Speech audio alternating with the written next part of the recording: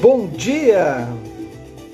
Dia 30 de dezembro, despertando com o Dharma, finaleira do ano. Já tô com o Luiz Otávio. Tu conhece o Luiz Otávio Isis, do BOC? Mauro, como é que estão? Vocês dois se combinam, né? Vamos entrar, Isis. Mauro, vamos entrar. Essa música é Já Tô, do Luiz Otávio. Não conheço o Luiz Otávio, estava ali pesquisando algumas coisas novas, surgiu ele. Achei bacana essa batidinha aí. Bom dia, Paulinha. Desculpa se eu não fui sincero. Bom dia, Ângela. Bom dia, Amanda. Samba rock, é isso aí. Bacana, né? Eu gosto de descobrir esse pessoal novo assim. Bom dia, Pati Japiaçu. Bom dia, Maria. Bacana, né? Bem ritmo de finaleira. Último despertando de 2022, exatamente. Segunda a gente retoma porque a gente não terminou o livro ainda. Mas vamos voltar segunda-feira, semana que vem a gente termina. Mas depois eu falo. Ô Amanda, ainda tô sob os efeitos do yoga de ontem. Ontem eu pedalei 32 km, onde de tarde um sol de mais ou menos uns quase 40 graus, 35 graus. Cheguei, faltava 15 minutos para começar o yoga aqui, no espaço Arquitetura da Mente. Cheguei correndo, Amanda, nem vou te beijar. Ela é toda nojentinha, toda... Bom dia, Odete. Aí cheguei correndo, tomei um banho, tchá, e pá, estabiliza que eu quero ver. Nossa, eu tava fervendo, o corpo fervendo. Foram 2 horas de pedalada, aquele sol de 40 graus. Mas comi uma torta de limão.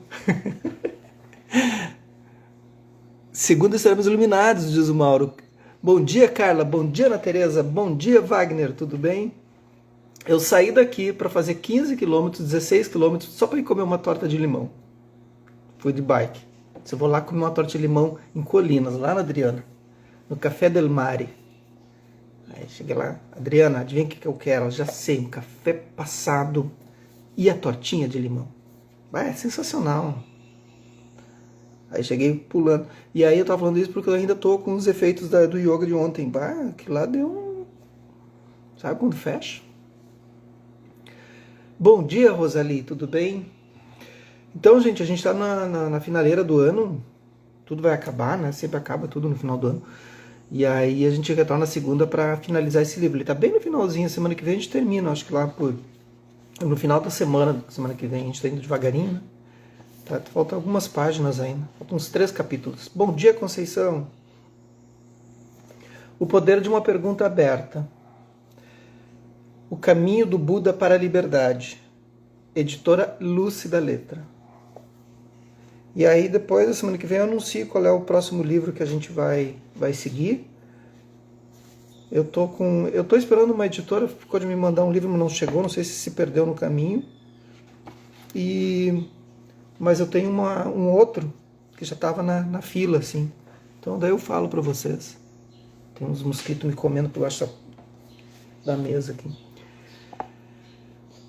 Então a gente parou aqui ontem na página 164, quando a I.S. Sogyal recebe a joia do Guru Rinpoche, né, através dos céus, né? Claro que é uma parábola, né? Só para mostrar a importância do Guru, né? Tudo bem? Vamos seguir?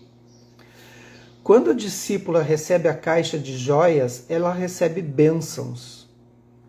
As bênçãos, o verdadeiro sentido da prática. Podemos dizer que a caixa de joias é uma metáfora da prática que penetra a nossa experiência. Bom dia, Rosa, também conhecida como liberação. Bom dia, mãe, tudo bem? E a mãe segue firme ali, ó. E o que é a liberação?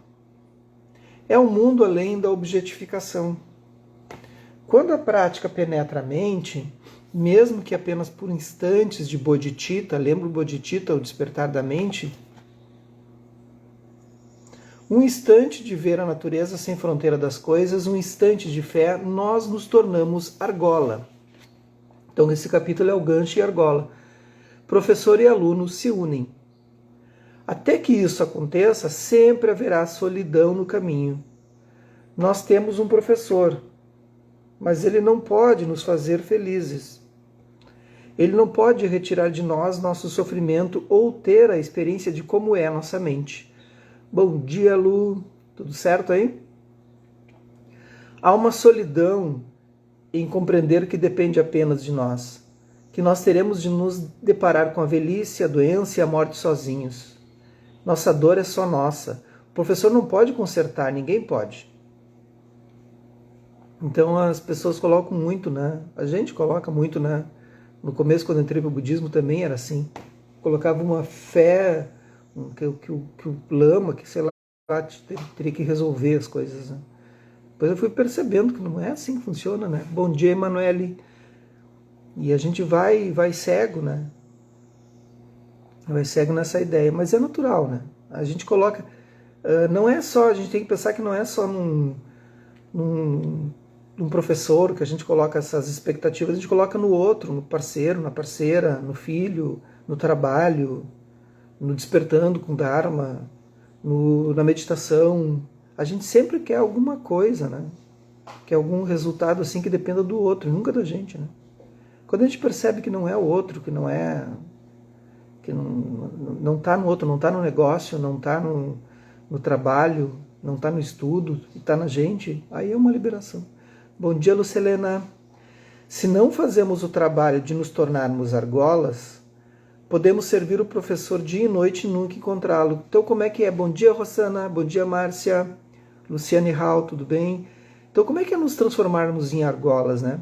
É estarmos abertos. É estarmos abertos. O tempo todo com o pote voltado para cima e vazio, olhando assim, percebendo, com a mente aberta. Uma mente de principiante no Mindfulness vai se usar muito a mente de iniciante.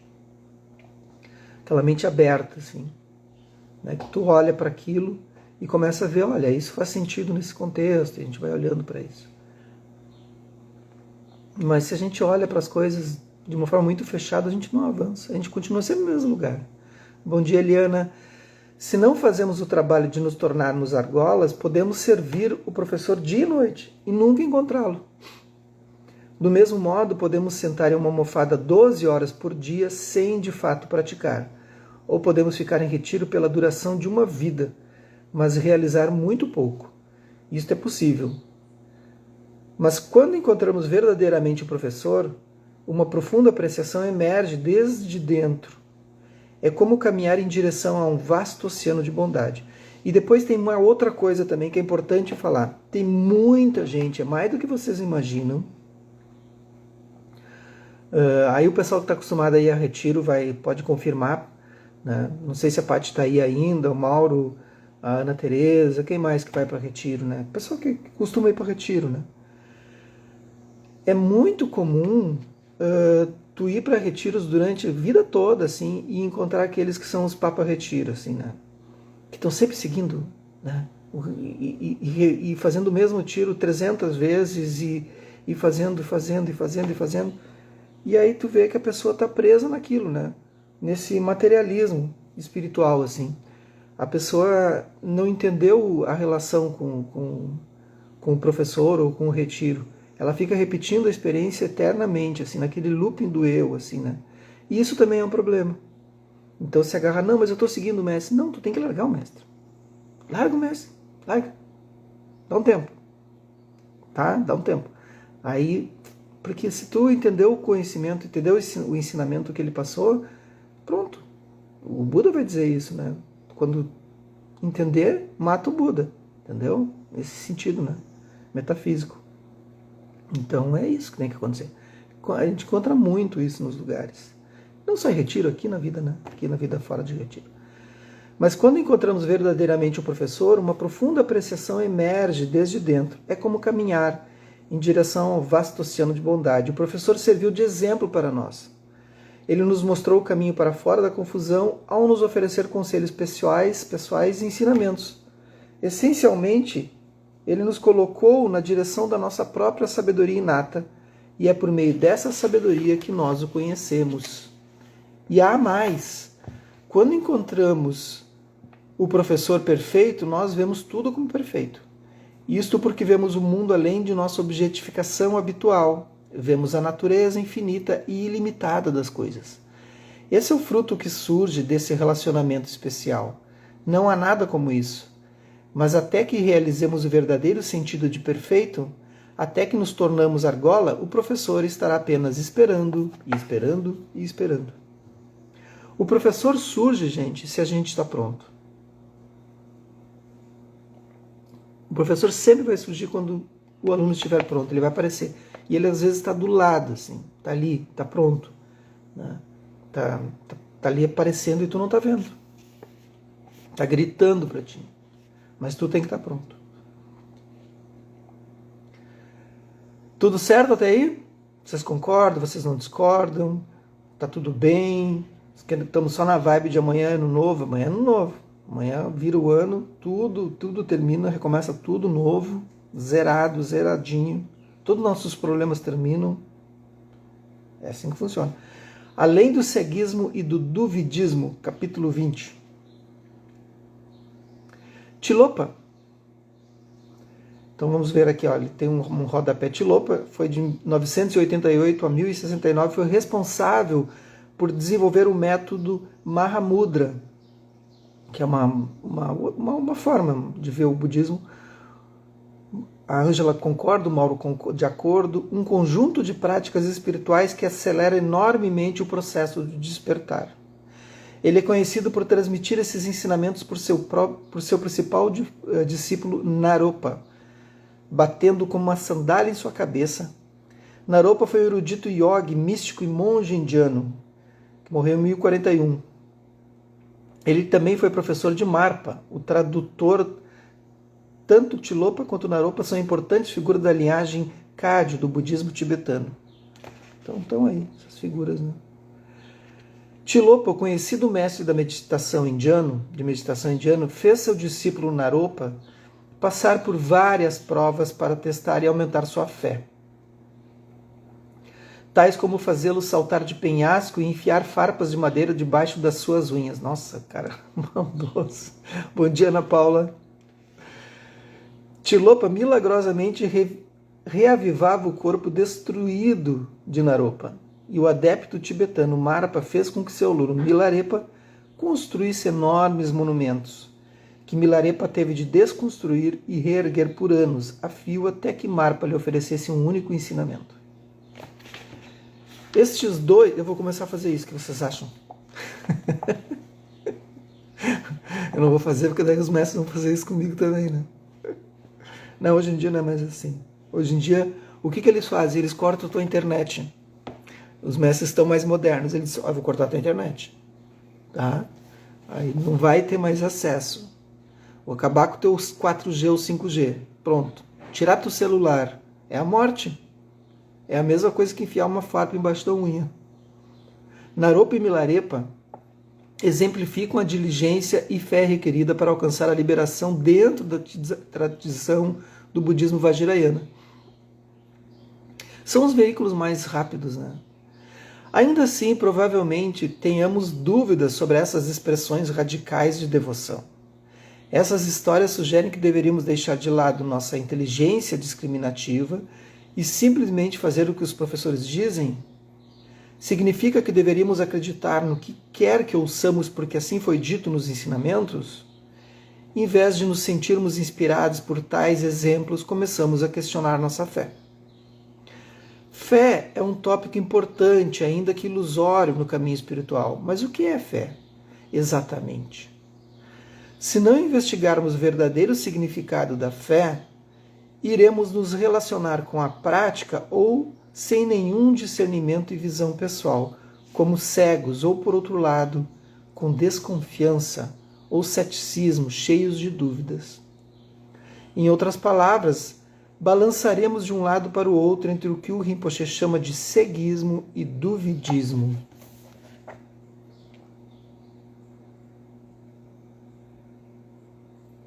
O ceguismo tem um bom monte de deverias. A tradição diz que eu deveria, o professor diz que eu deveria, um praticante deveria. minha prática deveria, eu deveria. De onde vêm todas essas obrigações? O ceguismo surge como uma grande suposição. Aqui é como uma grande suposição. Então talvez na edição nova já tenha um como aí, aqui tá errado, tá como. O ceguismo surge como uma grande suposição, a de que não podemos confiar em nosso próprio discernimento, mesmo que tenhamos escolhido cegamente confiar em todas aquelas supostas obrigações que parecem surgir. Aqui está errado também. Não, seguir surgindo em nosso caminho, está certo. O ceguismo nos faz esquecer que antes de qualquer coisa entramos no caminho espiritual por confiar em nosso próprio discernimento. Vimos uma oportunidade e nos movemos em direção a ela. Agora, tendo encontrado os ensinamentos, simplesmente colocamos nossa sabedoria discriminativa de lado e aguardamos passivamente a liberação? Então, estou fazendo essa pergunta, é óbvio que não, né? A gente continua, o próprio Buda disse, quando ele foi ensinar, o que aconteceu no período do budismo, né? Que não era budismo, né? Ainda, mas do Siddhartha, né? Vários grupos, porque tinham vários samanas, né? Na época, vários filósofos errantes, né? De ruas, assim, da rua mesmo, e eles iam ensinando e formavam vários grupos, né? E esses grupos, assim, com muita gente, né? 500, 1000 pessoas. E aí, cada vez que chegava um novo, assim, esse grupo meio que tendenciava e abandonava o antigo mestre e seguia aquela outra linha. O próprio Buda fez isso também. Ele, quando ele encontra alguns mestres, ele encontra 4 mestres, né? E ele segue esses caminhos desses mestres, ele vai abandonando porque ele, enfim, ele passa aquela... Como a gente também, a gente vai indo por alguns mestres e vai deixando de lado um, vai começando a seguir o outro, né? Que faz mais sentido num período da tua vida e tudo mais. Mas aí determinado grupo pergunta para ele, mas mestre, como é que a gente vai, cada vez que chega alguém aqui, diz uma coisa diferente? Aí como é que a gente vai saber que a sua forma é a forma mais correta, né? Aí ele vai dizer, não, mas não é a mais correta, vocês precisam experimentar por vocês mesmos. Experimentem, testem, se fizer sentido, essa é a forma por aquele momento. Então ele não dizia que o budismo era o correto, ele dizia, olha, o budismo viu dessa maneira, rompeu com esses grilhões. Vocês sabiam que o nome do filho do Buda, Raula, significa grilhões? Então rompeu com os grilhões, esses grilhões que te prendem, né? Aquelas argolas que te prendem no pé, assim, que tu não pode te movimentar. Então a gente tem que experimentar, experiencia, se não servir para ti, tá tudo bem. Simplesmente deixamos suposições capitanearem nosso navio ou tomamos parte nisso ativamente? Então tem uma grande diferença entre experienciar aquilo que os ensinamentos estão dizendo e ficar debatendo, ficar contrapondo, dizendo não, isso não funciona, isso não sei o quê. Assim, funciona, tá? Talvez não funcione para ti num determinado momento da vida. É isso que a gente tem que se dar conta. Né? Porque você está há 3.000 anos ali, a coisa ali, né? Não é funcionar cegamente, também não é isso. É a gente experienciar. Né? E muita gente chega e diz, não, isso aí não funciona. Não funciona para ti. Né? Tem algumas coisas que no budismo não funcionam para mim ainda, porque eu ainda não tenho a compreensão. Eu olho para aquilo e digo, nossa, não alcanço, não tenho como entender isso. É impossível para mim. E há anos estudo. E há anos eu não entendo. É impressionante o que os seres são capazes de suportar, mas apenas cegos poderíamos seguir assim por tanto tempo. Em determinado ponto migramos para o duvidismo. Então a gente entra no caminho totalmente cego, depois a gente começa no duvidismo. Como essa prática está relacionada à minha vida? Por que não está funcionando? Talvez eu não tenha o perfil para isso. Os pensamentos em algum momento se acalmam? Talvez eu seja apenas um aluno ruim. Será possível que os ensinamentos simplesmente não se apliquem à minha vida? E quanto ao meu professor? Ele parece tão comum para mim. Iluminação é obviamente um mito. O duvidismo tem suas próprias suposições. Suponho que já descobriu, pelo menos em alguma medida, como as coisas são, de forma que autorreflexão e curiosidade ficam paralisadas. Enquanto isso, a dúvida revela sua própria esperteza. Mas ela nem de longe é tão esperta quanto se pensa, porque não nos oferece nenhum lugar para onde ir. O duvidismo nos impede de aprender qualquer coisa nova. Eu costumo fazer assim, quando eu estou em dúvida, quando eu estou meio de saco cheio, assim, que as coisas não estão funcionando como eu quero, né? E como eu gostaria de que acontecesse, enfim, como todo mundo, um ser comum como todo mundo, né? E aí eu sempre tomo refúgio no Buda, no Dharma e na Sangha, né? Todos os dias, vocês já sabem disso, todos os dias. E o que eu peço é isso, me mostra que eu não estou conseguindo enxergar, né? Que eu possa ver, eu peço para mim, né? O Buda dentro de mim, né? Não existe um Buda fora de mim, existe um Buda dentro de mim. O que eu não estou enxergando? O que eu não estou vendo? Que tira esses véus, né? Vocês fazem isso também?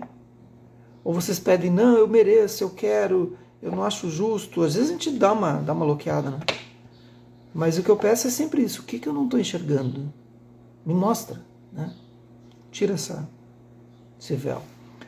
Ceguismo e duvidismo refletem um dilema profundo que normalmente carregamos conosco. Queremos ser bons, mas não sabemos ao certo como fazer isso acontecer no contexto da nossa qualidade humana plena, que inclui nosso descontentamento, nossa confusão, nossas esperanças e medos, nosso quero isso e não quero aquilo. Em outras palavras, não conseguimos reconciliar nossas supostas obrigações e as nossas dúvidas usando nosso próprio senso de clareza e prática. Parece que não conseguimos acessar uma inteligência além de ceguismo e duvidismo. E se for desse modo, como podemos confiar em nosso próprio discernimento? A Amanda disse, o budismo é incrível. A Ana Teresa diz, faço isso também. A Carla diz, eu peço uma luz. Isso aí. É isso.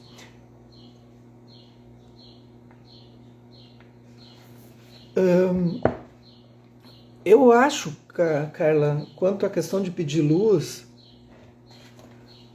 Bom dia, Lu. Como tu é do lado, tu também tem essa visão espírita, tem que ter um cuidado. Porque quando a gente pede algo assim, há algumas... como é que eu vou dizer? Enfim, como tu é do espiritismo, há alguns espíritos ou alguns mestres que estão, que nem todos são da luz, né? E eles também apontam luz, tá? Dá uma conversada com o teu anterior tutor, que ele vai te confirmar isso também, do espiritismo.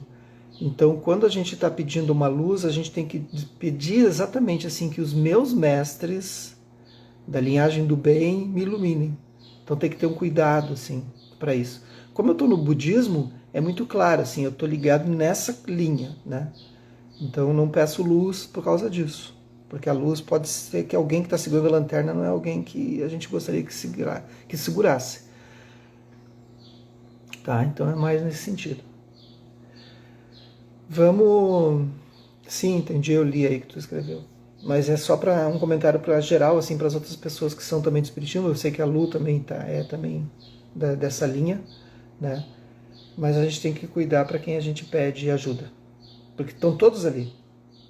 A gente tem que ter clareza no pedido.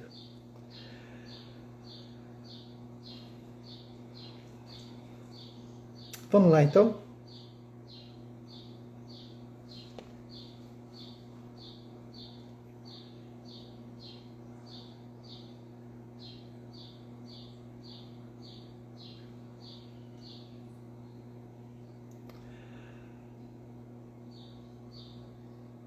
Vejam qual é a melhor postura, a melhor posição para o corpo no dia de hoje.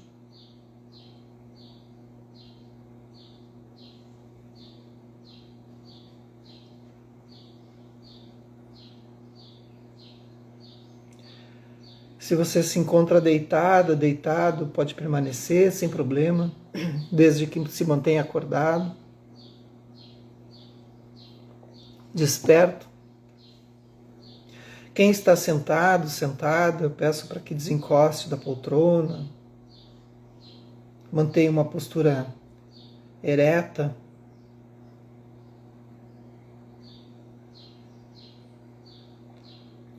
Imagine o pescoço alongando, alongando, até gerar uma inspiração e uma expiração. Se for confortável, expire e solte. Vá se preparando para essa prática curta, diária.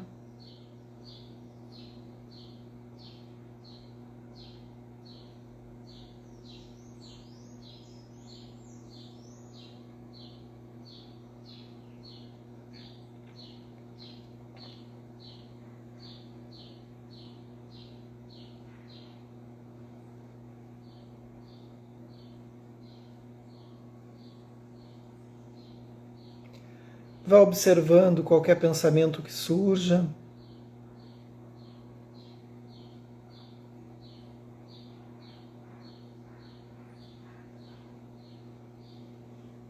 Qualquer emoção ou sentimento que possam surgir nesse momento.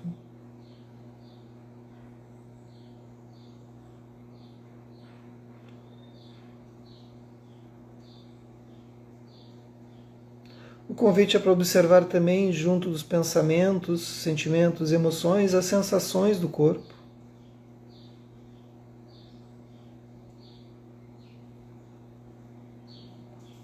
Como está o corpo hoje?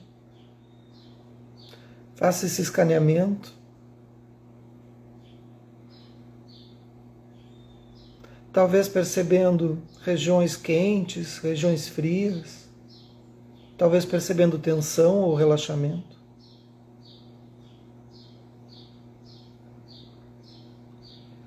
E sem nenhuma necessidade de mudar o que está acontecendo, apenas observe se há relaxamento, há relaxamento. Não há necessidade de mudar a experiência surge, você observa.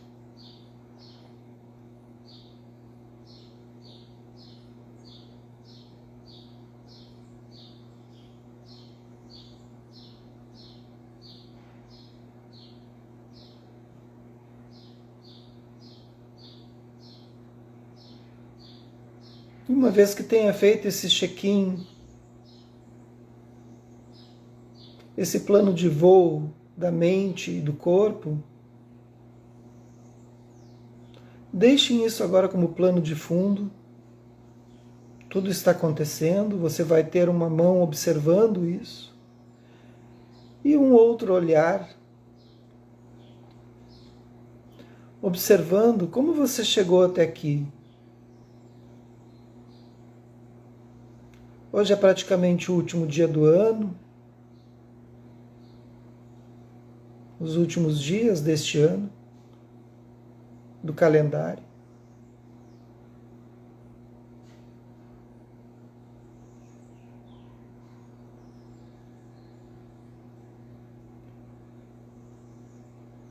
E, se possível agora, convido-os a fecharem os olhos, se já não estão. E imagine que você entra numa sala totalmente segura, mas uma sala que está escura. Você entra tateando com as mãos, você está tranquila, tranquilo, porque é uma sala que você conhece. Ela apenas está escura.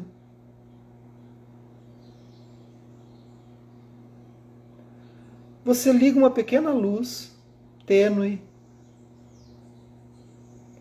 e nessa sala tem uma grande estante.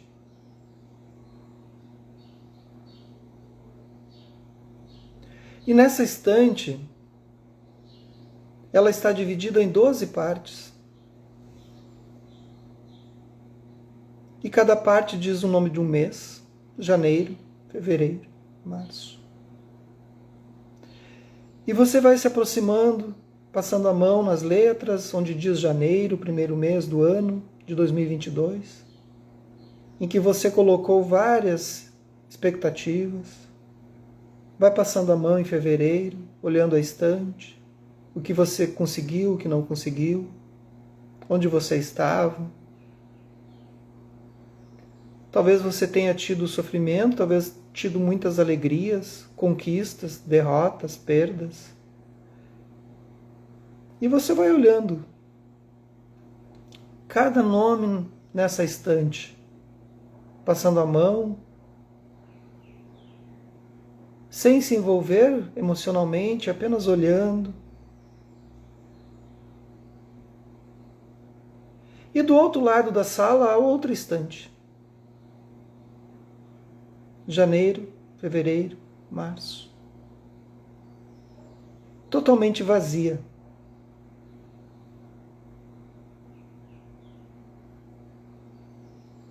Cada estante está a um braço de distância uma da outra. Você pode pegar com uma mão e levar com a outra e colocar na estante vazia. O que você quer colocar nessa estante?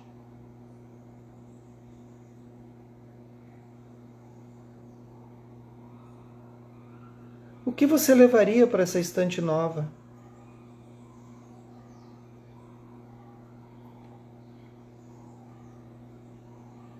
Tente relembrar agora em alguns segundos de silêncio.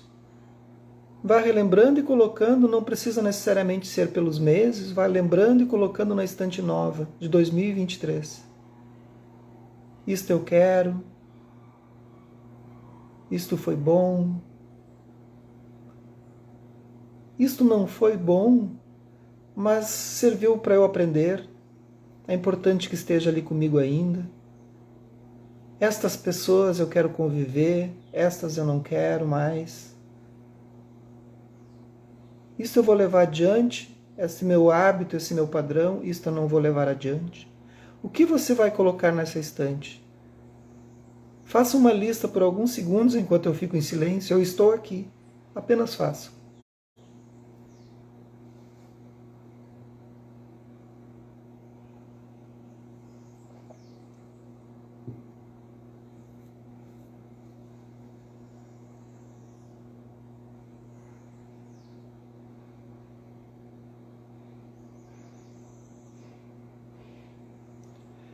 E quando tiver terminado, finalizado parcialmente, talvez você se sinta confortável, se é da escrita, em fazer uma tabela. De um lado 2022, de um lado 2023, e escreva. Quais são as bagagens que você vai levar para 2023? Deixe para trás tudo aquilo que não lhe importa mais, que não faz mais sentido.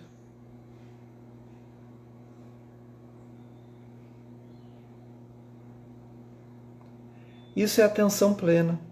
A gente perceber aquilo que nos faz bem e o que nos faz mal. E seguir. Faça uma inspiração profunda. Gente, obrigado por esse ano. Obrigado por acompanharem. Segunda-feira a gente está aqui de novo, mas o ano calendário termina, né? E tivemos aí um ano super bacana, né? Com muitas coisas acontecendo, muitos livros, enfim. Mas o ano que vem a gente finaliza esse livro aqui, O Poder de uma Pergunta Aberta. Tá bem? Segunda eu estou de volta, se a permanência permitir. Retornem, não me deixem falando sozinho, tá bem? Bom final de ano, boa virada de ano para vocês, com a família, que tudo corra como tem que ocorrer, tá bem? Um beijo no coração de todos, todas. Que os méritos desse nosso encontro, dessa nossa prática, se expandam e toquem a todos, todas, e que nós possamos nos tornar um caminho iluminado.